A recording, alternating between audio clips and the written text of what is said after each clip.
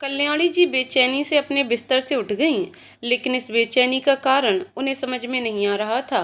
उन्होंने समय देखा तो सुबह के 6 बज रहे थे। वह उठीं और अपने नित्य कर्मों में लग गईं। करीब 7 बजे चाय लेकर आशुतोष के कमरे में पहुंचीं। उसका कमरा खाली मिला। उन्होंने चाय का कप वहीं मेज पर रखा और उसे हर जगह ढूंढने लगीं, लेकिन वह घर होता तब ना मिलता।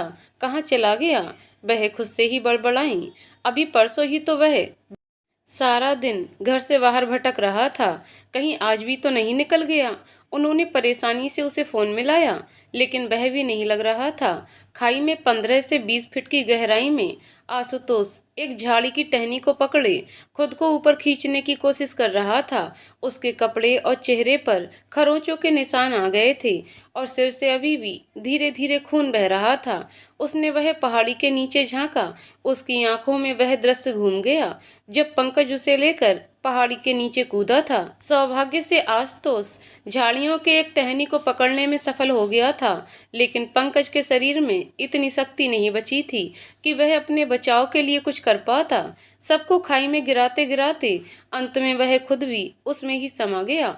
आशुतोष ने अपना सिर झटका और वापस सिर उठाकर ऊपर देखा। उसने सौम्या की चीख सुनी थी। उसे उसकी चिंता हो रही थी। वह चट्टानों की उभारों पर पैर जमाते हुए पहाड़ी बेलों की सहायता से स्वयं को ऊपर खींच रहा था। उसे दिक्कत हो रही थी, लेकिन कुछ देर बाद वह ऊपर आ चुका था। उसका ध्यान सौम्या पर गया। उसने सौम्या को अचेतन अवस्था में जमीन पर लेटे हुए पाया।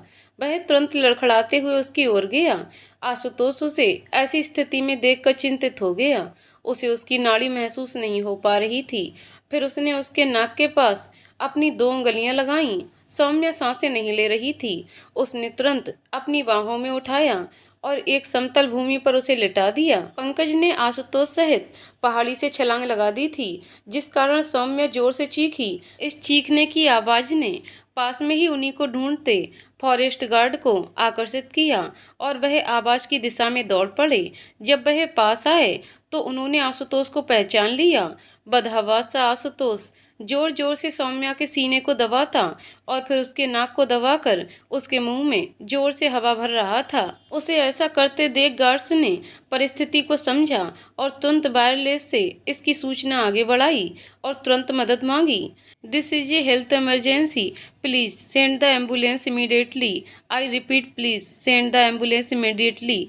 ये एक स्वास्थ्य आपातकालीन स्थिति है, कृपया एम्बुलेंस को तुरंत भेजें। मैं दोहराता हूँ, कृपया एम्बुलेंस को तुरंत भेजें। उठो सौम्या, उठो। तुम मुझे ऐसे छोड़कर नहीं जा सकती। तुम्हें उठना ही होगा। आशुतोष बदहवास सा बड़बड़ाते हुए सौम्या को सीपीआर दे रहा था। वह हर सेकंड उसके सीने पर दबाव डालता और हर 2-3 सेकंड में उसके मुंह में हवा भर रहा था। काफी मशक्कत के बाद सौम्या ने एक तेज सांस खींची और उसकी सांसें फिर से चलने लगीं। हालांकि उसे अभी भी होश नहीं आया था। कुछ ही देर में ही वातावरण में एक गड़गड़ाहट की आवाज होने लगी, जो धीरे धीरे तेज और तेज होती जा रही थी। वह एक एयर एम्बुलेंस हेलीकॉप्टर था, जिसे पहले से ही किसी भी आपातकालीन स्थिति में तैयार रहने के लिए कहा गया था। वह हॉस्पिटल पहुंच चुके थे। सौम्या को आईसीयू में ले जाया गया और आशुतोष को जनरल वार्ड में। वह ठीक तो हो जाएगी ना? क्या हुआ है उसे? आशुतोष बेचैनी से डॉक्टरों से पूछ रहा था, जबकि डॉक्टर उसकी मरहम पट्टी कर रहे थे। आप शांत रहिए और हमें हमारा काम करने दीजिए। नहीं, पहले मुझे एक बार उसे देख लेने दीजिए। पहले हम आपके कुछ टेस्ट कर लेते हैं। फिर आपके सिर में भी तो गहरी चोट है। यदि कुछ अंदरूनी परेशानी हुई तो बस तब तक आप हमारे साथ कोऑपरेट करें, प्लीज। पर मैं कहते कहते वह उन्हीं के कंधे पर लुढ़क गया, क्योंकि बातों बातों में उसे नींद का इंजेक्शन दे दिया गया था। मिताली ने आशुतोष और सौम्या के माता पिता को फोन करके खबर कर दी थी। वह भी वहां पहुंचने वाले थे। 1 हफ्ता बीत चुका था। आशुतोष के सिर में कोई अंदरूनी चोट नहीं आई थी। अन्य सभी चोटें मुरझा गई थीं, लेकिन उसके सिर पर अभी भी पट्टी बंधी हुई थी। वह उसी वार्ड के बाहर बैठा था जिसमें सौम्या थी। साथ ही वहां शरद जी, रमा जी और कल्याणी जी भी थे। सौम्या का अभी तक होश में न आना सबकी चिंता का कारण बना हुआ था। इधर वार्ड के भीतर सौम्या की पलकों में आज कुछ हलचल हो रही थी। उसकी बंद आंखों में कुछ दृश्य घूम रहे थे। वह विचलित हो रही थी और फिर उसकी उंगलियों में हरकत हुई। उसके होंठ फड़फड़ाते हुए बेआवाज कुछ कह रहे थे और तभी आशुतोष चीखते हुए वह उठ बैठी। अंदर मौजूद नर्स और बाहर सभी चौंके और आशुतोष तुरंत कमरे के भीतर लपका। कमरे में मौजूद नर्स ने उसे रोकने की चेष्टा की, लेकिन वह भला किसी की क्या सुनने वाला था। उसने नर्स को लगभग धकेलते हुए पीछे हटाया और सौम्या के सामने बिस्तर पर जा बैठा। सौम्या ने उसका चेहरा अपने हाथों में भरा, फिर अपनी निगाह बारी बारी से उसके चेहरे के हर हिस्से पर डाली। उसकी दाढ़ी बड़ी हुई थी, चेहरा मुरझाया हुआ था, आंखों के नीचे काले घेरे पड़ गए थे। उसके हाथ सरकते हुए आशुतोष के गले और फिर कंधे तक पहुंचे और उसके साथ ही उसकी नज़र भी हाथों का अनुसरण कर रही थी।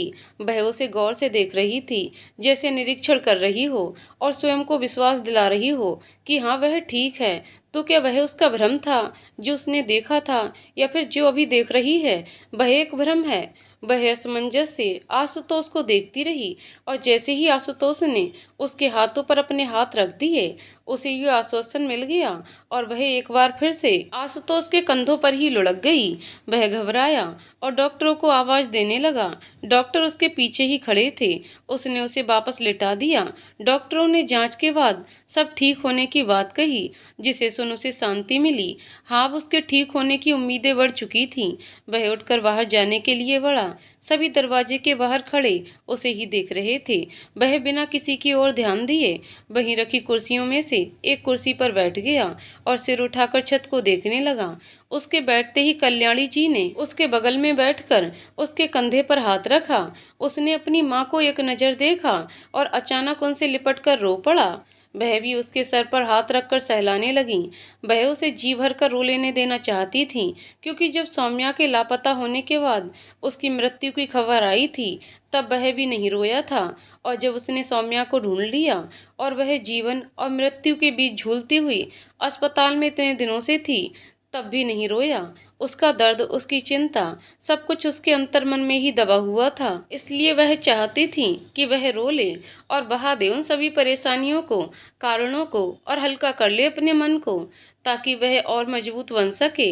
हाँ, आंसू बहाने से हर कोई कमजोर नहीं होता, बल्कि अपनी सभी शंकाओं को बहाकर आगे के लिए साहस बटोर लाता है। कुछ देर बाद जब वह शांत हुआ, तब उन्होंने उसके चेहरे को पकड़कर कहा, तूने कहा था जब तक उसे होश नहीं आ जाता तब तक तू कहीं नहीं जाएगा। देख, उसे होश आ गया और तूने देखा, उसने सबसे पहले तुझे ही पुकारा। अब तो घर चल और अपना हुलिया ठीक कर। थोड़ा आराम करने के बाद फिर से आ जाना। मैं बिल्कुल नहीं रोकूंगी तुझे। लेकिन वह तो फिर से बेहोश हो गई। मैं उसे छोड़कर कैसे चला जाऊं? आशुतोष ने कुछ संकित भाव से कहा। बात तो सही है तेरी, लेकिन मुझे शायद इसका कारण पता है। वह कुछ गंभीरता से बोली। क्या? उसने उत्सुकता से पूछा। मुझे लगता है कि वह जरूर तुम्हारा ऐसा हुलिया देखकर डर के मारे दोबारा बेहोश हो गई होगी। उन्होंने कुछ हल्केपन से ऐसे कहा जैसे अभी अभी उन्होंने कोई बहुत बड़ा रहस्योद्घाटन किया हो। उनकी इस बात को सुन जहां वहां उपस्थित अन्य लोगों के चेहरे पर हल्की सी हंसी आ गई। वहीं आशुतोष थोड़ा बिदक गया। माँ, चिढ़कर कहते हुए उसने अपना रोष प्रकट किया। क्या माँ? अब जल्दी चलो, नहीं तो वह तुम्हें देखकर दोबारा बेहोश हो जाएगी। वह इस समय इन बातों से उसके बोझिल मन की दीवारों में थोड़ी दरार पैदा करने का प्रयास कर रही थीं और शायद सफल भी हो रही थीं। वह घर जाने को तैयार हुआ। उसने शरद जी को कुछ देर देखा, जैसे आंखों ही आंखों में सौम्या का ध्यान रखने का आग्रह कर रहा हो, फिर बिना कुछ कहे चला गया। कल्याणी जी भी उसके पीछे चलने को हुई, फिर रुककर रमा जी से कहा, हम थोड़ी देर में आ जाएंगे। अब आप ऐसा कहकर हमें शर्मिंदा कर रही हैं। रमा जी ने कृतज्ञता पूर्ण कहा। माँ, चल रही हो या मैं अकेला चला जाऊं? आशुतोष ने कुछ दूरी से तेज आवाज में कहा। कल्याणी जी ने रमा जी से सर हिलाकर विदा लिया। घर आने के बाद शाम के समय जब आशुतोष वापस अस्पताल जाने के लिए निकल रहा था, तब उसे जॉय का फोन आया। उसने आशुतोष से पूछा, क्या सौम्या ठीक है? क्योंकि वह पिछले कई दिनों से सौम्या को फोन करने की कोशिश कर रहा है, लेकिन उसका फोन नहीं लग रहा है। तब आशुतोष ने उसे सब कुछ बता दिया, जिसे सुन उसे बहुत गुस्सा भी आया। इतना कुछ हो गया और मुझे तुमने कुछ बताया भी नहीं। क्या दुनिया रिश्तों को कमजोर बना देती हैं या मुझे इस योग्य नहीं समझा? खैर, मैं आ रहा हूँ कल। इतना कहकर उसने फोन काट दिया और आशुतोष अस्पताल के लिए निकल गया। अगले दिन सौम्या सामान्य होने लगी तो शाम को उसे जनरल वार्ड में स्थानांतरित कर दिया गया। उससे मिलने श्वेता, शौर्य, राजीव और विद्या सभी आए थे। शौर्य के बाल कटे हुए थे। उसे देख सौम्या ने इसका कारण पूछा। रमा जी ने उसे उसके लापता होने के बाद की पूरी घटना बता दी और ये भी कि सभी सौम्या समझकर उस अनजान सब का अंतिम संस्कार शौर्य ने ही किया था। ये सब सुन सौम्या को बहुत दुख हुआ। लेकिन तुम अचानक कहाँ चली गई थी उस दिन? रमा जी ने आगे पूछा। सौम्या ने एक गहरी सांस ली और कहना शुरू किया। उस दिन मैं आप सबके पीछे ही खड़ी थी। जब मुझे लगा कि मुझे कोई आवाज देकर बुला रहा है, मैं आवाज की ओर बढ़ गई, लेकिन इस कारण आप लोगों से कुछ दूरी हो गई। फिर वह थोड़ी देर रुकी। वह कावेरी सौम्या के कोचिंग में कंप्यूटर पर बैठने वाली महिला थी जिसने मुझे बुलाया, और जब मैं उससे बात कर रही थी तब किसी ने पीछे से मेरे मुंह पर रूमाल रख दिया। इसके बाद मुझे कुछ पता ही नहीं चला। जब मेरी आंख खुली तो मैंने खुद को एक जर्जर सी लकड़ी की इमारत में पाया और उसी दिन रात के समय वहां पंकज आया था। सौम्या की बात सुनकर सभी आश्चर्यचकित थे। इसका मतलब वह कावेरी पंकज के साथ मिली हुई थी। राजीव ने उससे पूछा। लगता तो यही है, या हो सकता है उसकी किसी मजबूरी का फायदा उठाया हो पंकज ने। पंकज का क्या हुआ? सौम्या ने कुछ रुक कर सबकी ओर देखते हुए। वह मारा गया। पूरे 3 दिन बाद मिली उसकी लाश, रमा जी ने घृणा से कहा। और वह कंपाउंडर जिसने उसका साथ दिया था, वह उसकी जगह अपने चेहरे पर पट्टियां लगाकर चद्दर तान कर सो जाता था और उसका भेष बदलकर पंकज बाहर निकल जाता था। आशुतोष न होते तो इस बात का और तुम्हारा पता किसी को न लगता। अभी वह पुलिस की हिरासत में है। उसने पैसे खाए थे। सौम्या सभी से मिल रही थी और बातें कर रही थी, लेकिन उसने एक बार भी आशुतोष की तरफ नहीं देखा। वहीं वह बहुत देर से उसे गौर से देख रहा था। कुछ देर बाद सभी चले गए। रमा जी रात का खाना लाने का कहकर घर चली गईं। कमरे में इस समय केवल वह दोनों ही बच गए थे। आशुतोष उसके बहुत निकट जा बैठा, इतने कि वह उसके हृदय की तेज धड़कनों को भी सुन पा रही थी, लेकिन वह फिर भी चुप थी। वह आशुतोष की निगाहों की उष्मा को भली भांति अपने ऊपर अनुभव कर रही थी, लेकिन अभी भी वह नजर उठाकर उसकी ओर नहीं देख रही थी। पहले वह अपने विचारों, प्रेम, इच्छाओं और उत्तरदायित्वों के संघर्ष कर रही थी। वह अपने अंतर्द्वंद में इस प्रकार जकड़ी हुई थी जैसे कोई मछली जल से बाहर निकलकर बाहर की दुनिया देखने को तो व्याकुल हो, लेकिन वह ये भी जानती है कि जल में ही रहना उसके अस्तित्व की व्यवस्था भी है और आवश्यकता भी। आधुनिक समाज अक्सर ही खुद को शिक्षित और उन्नत सोच का मानता है, लेकिन उसकी कुछ अंधविश्वास और रूढ़ियां ना चाहते हुए भी हम सब में इस प्रकार समाहित हो जाती हैं और हमारी सोच को प्रभावित करने लगती हैं कि हमें इसका पता भी नहीं चलता। हम स्वयं को उन्नत विचारों वाले बुद्धिजीवी होने की सांत्वना देते रहते हैं और हमारे मस्तिष्क के कई परतों के पीछे बैठ कोई और ही हमारी सोच और कर्मों का नियंत्रित करता रहता है। ये समाज विधवाओं के लिए बदल रहा है, लेकिन क्या ये बदलाव इतना है जितना आवश्यक है और जिसमें कोई स्त्री स्वयं को सभी प्रकार से पूर्वाग्रहों से स्वतंत्र महसूस करे? समाज प्रत्यक्ष में विधवाओं के अधिकारों की बात करता है, उनसे सहानुभूति दिखाता है, लेकिन परोक्ष में वह सदैव ही उनकी उपेक्षा ही करता आया है। उनके प्रति लोगों का व्यवहार उदासीन ही हो रहा है। सौम्या भी जाने अनजाने समाज की रूढ़िवादिता से प्रभावित थी। दूसरा, उसका निश्चल मन भी उसके आगे बढ़ने से सदैव भी रोकता रहता था। उसे यही लगता रहता था कि अगर उसने आशुतोष के प्रेम को स्वीकार किया तो ये वैभव के प्रेम का अपमान होगा। लेकिन अब जब वह अपने अंतर्द्वंद से मुक्त हो गई थी, फिर भी कुछ था जो उसे रोक रहा था और वह अब भी यही समझ चुकी थी कि उसके सामने बैठा वह व्यक्ति उसके मनोभावों से कहीं ना कहीं परिचित हो चुका है और इसीलिए वह किसी ऐसे चोर की तरह नजरें चुरा रही थी जिसकी चोरी रंगे हाथों पकड़ ली गई हो। सौम्या ने जब कोई प्रतिक्रिया नहीं दी तो आशुतोष ने उसका चेहरा अपने दोनों हाथों से पकड़ लिया और कहा, क्या हुआ? कुछ नहीं, मैं ठीक हूँ। उसने उसी प्रकार नजरें झुकाए हुए कहा, मैं तुम्हारी तबीयत के नहीं, तुम्हारे इस बदले व्यवहार के विषय में पूछ रहा हूँ। ऐसा कुछ भी नहीं है। सौम्या ने उसके दोनों हाथों को हटाते हुए कहा, तो मुझे नज़रअंदाज क्यों कर रही हो? ऐसी कोई बात नहीं है। तो फिर कैसी बात है? तुम ही बता दो। कुछ होना भी चाहिए बताने को। मैं बताऊं बात क्या है? सौम्या ने कुछ नहीं कहा और उसी प्रकार नजरें झुकाए अपनी उंगलियों को आपस में उलझाती रही। अब तुम और तुम्हारा दिमाग पूरी तरह से सक्रिय हो चुके हो और इसलिए अब तुम अपने दिल की भावनाओं को भली भांति छुपा रही हो, लेकिन मेरी नज़रों से अब कुछ भी नहीं छुप सकता। मैं जानता हूँ तुम्हारी ये बेरुखी बिल्कुल बनावटी है। आपको भ्रम हो रहा है। मैं कुछ नहीं छिपा रही। हाँ बिल्कुल, क्यों नहीं? वह व्यंग से बोला। मेरे जीवन पर संकट देखकर तुम्हारे इस दिल ने धड़कना बंद कर दिया। कल जब थोड़ी देर के लिए तुम चेतना में लौटी थीं, उस समय जो भाव तुम्हारे चेहरे पर थे, उसका क्या अर्थ था? जवाब दो मुझे। इस बार उसने कुछ गुस्से से कहा। कोई अर्थ नहीं था। आप अकारण ही बातों को अलग अर्थ निकाल रहे हैं। मैं अब आराम करना चाहती हूँ, प्लीज अब आप जाइए यहाँ से। उसने बातचीत का अंत करने के इरादे से कहा। तुम्हारा हमेशा का यही है, एक कदम आगे बढ़ाकर चार कदम पीछे। उसने अपनी बात अधूरी छोड़ दी। ठीक है, जा रहा हूँ। मैं नहीं आऊँगा अब तुम्हें परेशान करने के लिए। आशुतोष इतना कहकर गुस्से से बाहर निकल गया। आशुतोष के जाने के बाद सौम्या स्वयं को और नहीं संभाल पाई। वह घुटनों में अपना चेहरा छुपाकर रोने लगी। तभी उसके कानों में किसी की आवाज पड़ी। ये तुमने बिल्कुल ठीक नहीं किया सौम्या। सौम्या ने चेहरा उठाकर देखा। सामने जय खड़ा था। उसने आशुतोष और सौम्या की बातें सुन ली थीं। क्या किया है मैंने?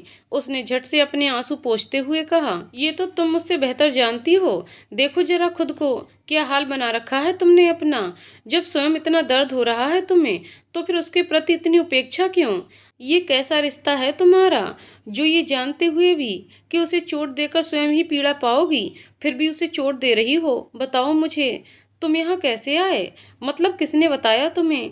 सौम्या ने उसके प्रश्नों को अनदेखा करते हुए कहा। बात को घुमाने की कोशिश मत करो सौम्या। जो पूछा है सिर्फ उतने का सटीक और स्पष्ट जवाब दो। जॉय ने कुछ तल्खी से कहा। जो तुम समझ रहे हो वैसा कुछ भी नहीं है। तुम्हें गलतफहमी हो रही है। सौम्या ने नजरें झुकाकर कहा। ओह, सच में तुम्हें ऐसा लगता है कि मैं तुम्हारी इस बात पर विश्वास कर लूंगा? मुझे सिर्फ यही तथ्य जानने हैं। बहाने सुनने में मेरी कोई भी दिलचस्पी नहीं है। सौम्या अब चुप हो गई। उसकी चुप्पी ने जॉय की झुंझलाहट और बढ़ा दिया। ठीक है फिर, दूर कर लो खुद को सबसे और रहो अकेली। यदि यही तुम्हारी इच्छा है, यही तुम्हारा फैसला है, तो यही ठीक है। अब मैं कभी नहीं आऊंगा तुम्हारे पास। जा रहा हूँ हमेशा के लिए। इतना कहकर वह जाने के लिए मुड़ा और तभी उसके कानों में सौम्या के शब्द पड़े। हाँ, हो गया उससे प्यार।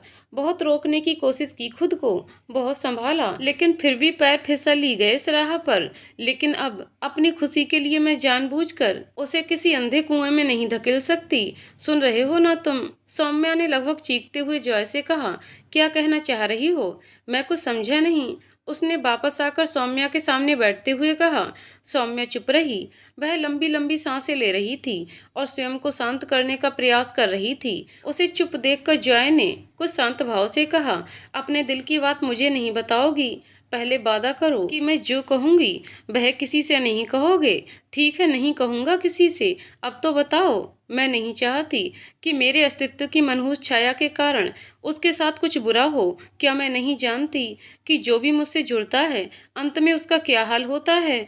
और ये सब जानने के बाद भी यदि मैं उसके करीब गई और फिर उसके साथ भी कुछ हो गया, तो मैं क्या मुंह लेकर जाऊंगी ईश्वर के पास? क्या जवाब दूंगी उसके माता पिता को?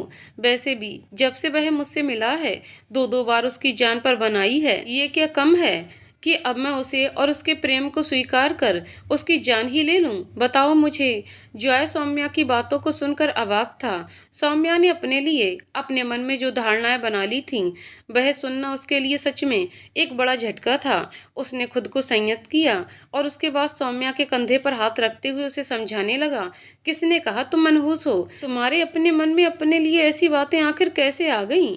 तुम्हारे अतीत में जो कुछ भी हुआ या तुमने जिस किसी को भी खोया, उसका कारण सिर्फ और सिर्फ पंकज था, तुम नहीं। ये बात तो अब तुम भी जानती हो। फिर मुझे देखो, मैं भी तो पिछले 8 सालों से तुम्हारे साथ दोस्ती के रिश्ते में हूँ। मुझे तो कुछ नहीं हुआ आज तक। तुम्हारे माता पिता को ही ले लो या तुम्हारे भाई बहन, किसी को कुछ नहीं हुआ तो फिर आशुतोष को भला कुछ क्यों होगा? अपने मन से ये सारे डर निकाल दो और अंत में बस मेरी एक बात याद रखना कि तुम्हारा अस्तित्व कोई मनहूस छाया नहीं है, बल्कि तुम तो वह पूर्णिमा की चंद्रमा हो जिस पर पंकज नाम के एक राक्षस की छाया पड़ गई थी और जिसके कारण इतने समय से उस चंद्रमा पर ग्रहण लगा हुआ था। लेकिन अब उस राक्षस का अंत हो चुका है, इसलिए अब इस पूर्णिमा के चंद्रमा पर कभी कोई ग्रहण नहीं लगेगा।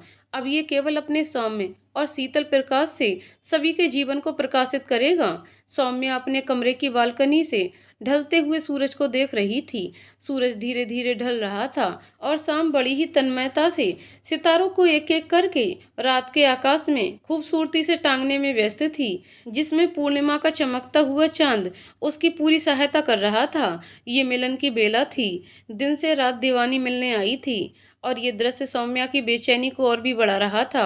उसने पिछले एक हफ्ते से आशुतोष को नहीं देखा था, ना ही उसकी उससे कोई बात हुई थी। उस दिन जब सौम्या से वह सोने के बाद वह अस्पताल से निकला तो लौटकर वापस नहीं आया। 2 दिन पहले उसे अस्पताल से डिस्चार्ज कर दिया गया, लेकिन उस वक्त भी आशुतोष अस्पताल में उपस्थित नहीं था। उसे आशुतोष की चिंता सताने लगी थी। हालांकि उसने खुद ही आशुतोष को स्वयं से दूर किया था, लेकिन उसके लिए ये चिंता और बेचैनी सहना मुश्किल हो रहा था। उसे रह रहकर जॉय की कही बातें भी याद आ रही थीं। कह सकते हैं कि वह भारी तनाव की स्थिति में थी। बधाई हो सौम्या, जो तुम चाहती थी वह हो गया। जॉय अचानक ही उसके कमरे में आकर बोला, क्या हुआ? क्या चाहती थी मैं? सौम्या ने असमंजस से पूछा। आशुतोष आज ही हमेशा हमेशा के लिए भारत छोड़कर जर्मनी जा रहा है। जॉय ने गहरी सांस छोड़ते हुए कहा। जर्मनी जा रहा है? हमेशा के लिए? सौम्या ने फुसफुसाते हुए कहा। अचानक ही उसके दिल में एक टीस उठी। उसे ये सुनकर बिल्कुल भी अच्छा नहीं लगा। उसे सब कुछ खो जाने का डर सताने लगा। उसकी आंखों से आंसू निकल आए। तुम रो रही हो अब? लेकिन क्यों? तुम्हें तो खुश होना चाहिए। जो तुम चाहती थी वही तो हो रहा है। जा रहा है वह तुम्हारे जीवन से सदा के लिए। उसने क्या कुछ नहीं किया तुम्हारे लिए, लेकिन तुमने क्या किया उसके साथ? उसका दिल तोड़ दिया। अरे तुम तो अपनी जिद तक नहीं छोड़ पाई। तुम्ही ने उसे खुद से दूर जाने को कहा और देखो अब वह सबसे दूर जा रहा है। अब तुम खुश हो जाओ। तुम्हें किसने कही ये बात? अभी कुछ देर पहले उसी से बात हुई थी। मैंने कहा कि मुझे मिलना है तुमसे, तो उसने कहा कि नहीं मिल सकता क्योंकि हमेशा के लिए जर्मनी जा रहा हूँ और एयरपोर्ट के रास्ते में हूँ। मुझे उसके पास जाना है। मुझे उसके पास ले चलो। सौम्या ने बेचैन होकर कहा। लेकिन अब तक तो वह एयरपोर्ट पहुँच चुका होगा। मुझे नहीं पता। मैं बस किसी भी हालत में उससे मिलना चाहती हूँ, बस एक बार। जॉय ने 2 पल उसे देखा और अपने फोन में कुछ करने लगा। अब क्या कर रहे हो? चलो ना जल्दी से। सौम्या ने व्यग्रता से कहा। अरे यार, टिकट निकाल लूं तुम्हारी भी दिल्ली के लिए। तुम्हें क्या लगता है बिना टिकट के एयरपोर्ट अथॉरिटी तुम्हें अंदर घुसने देगी? जॉय के ऐसा कहने पर सौम्या चुप हो गई, लेकिन बेचैनी से कमरे में टहलने लगी। जॉय ने जल्दी से टिकट का प्रिंट निकाला और सौम्या के साथ एयरपोर्ट के लिए निकल गया। एयरपोर्ट पहुंचते ही सौम्या बदहवास सी भागती हुई एयरपोर्ट के अंदर दाखिल हुई। बोर्डिंग पास लेकर वह वेटिंग एरिया की ओर भागी। कुछ देर ढूंढने पर उसे आशुतोष अपनी तर्जनी उंगली और अंगूठे के सहारे सिर टकाकर एक कुर्सी पर बैठा हुआ दिखा। उसकी आंखें बंद थीं। सौम्या ने उसे देखा तो उसने राहत की एक लंबी सांस अपने फेफड़ों में उतारी और सधे कदमों से उसकी ओर बढ़ गई। उसके पीछे खड़ी होकर उसने अपना हाथ आशुतोष के कंधे की ओर बढ़ाया, लेकिन फिर झिझकते हुए पीछे खींच लिया। इतनी देर में आशुतोष को कुछ जाना पहचाना सा एहसास हुआ। उसने पीछे मुड़कर देखा। सौम्या की इस जगह पर उपस्थिति ने उसे जितना चौंकाया, उतना ही उसकी आंसुओं से भरी आंखें और लाल चेहरा देखकर वह डर गया। वह तुरंत अपनी जगह से उठा और सौम्या के सामने खड़ा हो गया। क्या हुआ? तुम यहाँ? कुछ बात है क्या? रो क्यों रही हो? उसने किसी अनहोनी की आशंका में बिना रुके एक साथ कई प्रश्न पूछ डाले, लेकिन उसे किसी सवाल का कोई जवाब नहीं मिला। बल्कि अगले ही पल जो हुआ, उसने उसके दिल को गेंद की तरह उछाल दिया। सौम्या ने आगे बढ़कर अपने दोनों हाथ उसकी कमर के इर्द गिर्द लपेट दिए और उसके सीने पर अपना सर रख दिया। मुझे छोड़कर मत जाओ, मैं मर जाऊंगी। मुझे खुद से दूर मत करो, सौम्या ने रोते हुए कहा। तुमने क्या कहा? आशुतोष ने अटकते हुए आश्चर्य से पूछा। उसने अपना सिर उठाकर आशुतोष की आंखों में देखते हुए कहा, मैं थक चुकी हूँ चलते चलते, अब विश्राम चाहती हूँ। जो तृप्ति भर दे जीवन में, वो तेरा साथ चाहती हूँ। अब इस बंजारन को घर चाहिए, जीवन में ठहराव चाहिए। मैं थक चुकी हूँ खुद से और परिस्थितियों से भागते हुए, लड़ते हुए। अब और कुछ नहीं, कुछ भी नहीं, बस अब विश्राम, शांति और केवल आपका साथ। प्लीज मुझे अकेले छोड़कर मत जाओ। आशुतोष के लिए ये बिल्कुल अप्रत्याशित था। कहाँ तो सौम्या हमेशा उससे दूर रहो कहती रहती थी, और कहाँ आज वह उससे दूर न जाने की मिन्नतें कर रही थी। वह सौम्या किस प्रकार के व्यवहार के कारणों से अनभिज्ञ था। सहसा ऐसा क्या हो गया जो सौम्या ने इस प्रकार का व्यवहार कर रही है। उसने अपना एक हाथ सौम्या के पीछे से उसके कंधों के इर्द गिर्द लपेटा, अपना सिर सौम्या के सिर पर टिका दिया और दूसरे हाथ से उसका सिर सहलाने लगा। वह उस पल और सौम्या के प्रेम से परिपूर्ण सानिध्य को अपने हृदय के अंतिम छोरों तक महसूस करते हुए बोला, मैं तो हमेशा से ही तुम्हारा था। वह तुम थी जो कभी मेरी नहीं थी। उसने आत्मसंतुष्टि की एक गहरी सांस छोड़ी। वह अपने रुंधे गले से इन दो वाक्यों के अतिरिक्त इस समय और कुछ नहीं कह पाया। उसके इतना कहते ही सौम्या ने उस पर अपनी पकड़ और कस ली, जिसे आशुतोष ने भी स्पष्टता से अनुभव किया। वह रोते हुए बोली, मैं भी होना चाहती थी, लेकिन पहले मैं स्वयं के अंतर्द्वंद से लड़ रही थी। मुझे सदैव ऐसा लगता था कि मुझे ऐसा नहीं करना चाहिए, मैं ऐसा नहीं कर सकती, जबकि मेरा दिल ऐसा करना चाहता था, आपसे प्यार करना चाहता था। मैं उलझन में थी हमेशा से ही, और जब उलझनें खत्म हुई तो उसकी जगह डरने ले ली। मैं डरती थी। कैसा डर? यही कि मेरे अस्तित्व की काली छाया आपके अस्तित्व पर ग्रहण न लगा दे। तुम सच में पागल हो, बुद्धू कहीं की। उसने उसे प्यार भरी झिड़की देते हुए कहा और उसके आंसू पोंछे। हाँ मैं हूँ, नहीं है हिम्मत मुझ में अब किसी को खोने की। मैं तुम्हारे साथ हूँ और हमेशा रहूंगा। अब तो आप हमेशा के लिए जर्मनी नहीं जाएंगे ना? उसने आशुतोष से अलग होते हुए पूछा। जर्मनी? हमेशा के लिए? आशुतोष ने आश्चर्य से सौम्या को देखते हुए कहा, फिर आगे बोला, मैं जर्मनी नहीं, दिल्ली जा रहा हूँ, वह भी सिर्फ 3 दिनों के लिए। वैसे किसने कही ये सब बातें तुमसे? वह जाए, उसने मुझसे कहा कि मुझसे नाराज होकर आप हमेशा के लिए जर्मनी जा रहे हैं। इसका मतलब उसने मुझसे झूठ कहा था। सौम्या के शब्दों में क्रोध का कुछ पुट था। मैं अपने सीने पर 100 दर्दों का बोझ सहन कर सकता हूँ, लेकिन अपने दायित्वों से भाग नहीं सकता, कभी नहीं। एक मिनट, कहीं इसलिए तो तुम यहाँ ऐसे नहीं आई? सौम्या ने हाँ में अपना सिर हिलाया और बोली, मैं उस जॉय के बच्चे को नहीं छोड़ूंगी। सामने आने दो उसे मेरे, मैं पक्का उसका गला दबा दूंगी। सौम्या ने ऐसा कहते हुए आशुतोष की तरफ देखा तो वह हाथ बांधे अपनी भरपूर मुस्कान के साथ उसे ही देख रहा था। सौम्या की बात सुनकर उसने कहा, लेकिन मैं तो उससे मिलते ही इस उपकार के लिए उसके पैर दबाऊंगा। उसकी इस बात को सुनकर सौम्या झेप गई। हाँ, जॉय ने सौम्या से झूठ कहा था। असल में उसने सच में आशुतोष से फोन पर बात की थी ताकि वह उससे मिल सके, क्योंकि अगले दिन वह वापस जाने वाला था। लेकिन उसे पता चला आशुतोष एयरपोर्ट के रास्ते में था, क्योंकि उसे दिल्ली जाना था। फिर जब वह उससे बात करने के बाद सौम्या के कमरे में आया तो सौम्या को इस तरह से गुमसुम देखकर उसे बड़ा दुख हुआ। सौम्या आशुतोष से दूर रहकर उसे और खुद को, दोनों को ही दुख पहुंचा रही थी। वह सौम्या के मनोभावों को जानता था और वह ये भी समझ चुका था कि जब तक सौम्या को कोई तेज झटका नहीं लगेगा, वो खुलकर अपनी इच्छाओं को प्रकट नहीं करेगी। इसलिए उसने तुरंत ये योजना बनाई। सौम्या ने उसे कसम दी थी कि वह किसी को कुछ नहीं कहेगा, लेकिन कुछ नहीं करेगा, ऐसी तो कोई शर्त नहीं थी। वैसे कहाँ है जॉय? आशुतोष ने इधर उधर देखते हुए पूछा। वह बाहर मेरी प्रतीक्षा कर रहा है। और तभी दिल्ली की फ्लाइट के लिए चेक इन करने की घोषणा हुई तो उन दोनों का ध्यान उस ओर गया। आपकी फ्लाइट का टाइम हो गया, चाहो तो तुम भी साथ चल सकती हो। आशुतोष ने उसके हाथों के बोर्डिंग पास की ओर इशारा करते हुए कहा, लेकिन ये तो सिर्फ सिर्फ इसलिए था ताकि तुमको यहाँ तक आने से कोई रोक ना सके। आशुतोष ने उसकी बात को पूरा कर दिया।